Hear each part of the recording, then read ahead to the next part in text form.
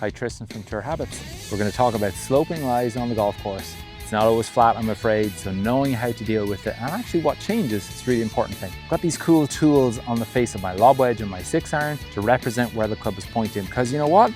There are different lofts. And so it's important to understand how that affects it on sloping lies. So on a flat lie, I put these both down at their natural lie angle, which is a bit different. That's both of them pointing in the same direction, or roughly the same direction. If I was on a ball below my feet, so both of them coming up. Now remember, I'm trying to get the club flat on the ground, so they would probably be at the same angle. You can see how the lob wedge is actually pointing further right than the 6-iron is. Interesting. If I go down again and match the angle of the ground, you can see how there again, the lob wedge is pointing further left than the 6-iron. So what do I need to do to allow for the fact that that's happened? Well, with the lob wedge, I'm not going to see as much curve because of this loft, but I may see my start line match this a bit more. So it's going to start left with that ball above your feet. It's going to start right with that ball below your feet. Again, think about the angle going towards the downslope. That's a good reflective way to think of it. It's not going to curve as much, it's just where it's going to start. Whereas with the 6-iron, it's not going to start as far offline, but it's probably going to curve more. And then when you add in the different length of the shaft, which if that ball is above my feet, how I might swing a bit more around myself, I'm going to start to see curve because of that,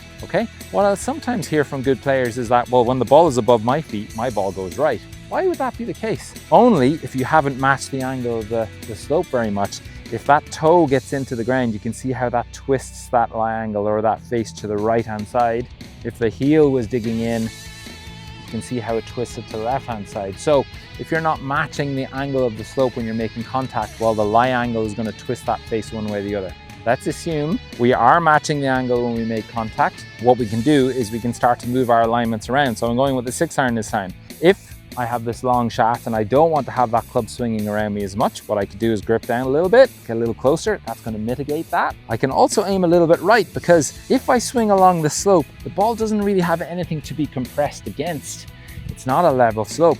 If I aim a little bit right and allow for the curve, I'm actually hitting the ball into the surface, so I can get more of my normal kind of contact, a bit more compression. Same thing as if I'm going the opposite way. If that ball was below the feet, I'll actually want to lengthen this as much as possible. So grip right up the top, get a little bit closer so that club shaft is a bit more upright. But remember what happens as I drop that upright, it aims more to the right. So I'm going to move my body to the left.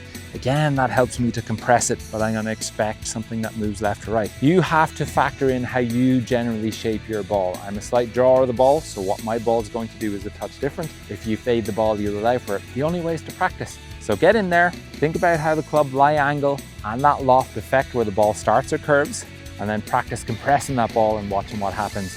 A lot of fun. Sometimes you can even use the slope to hit it closer to the flag.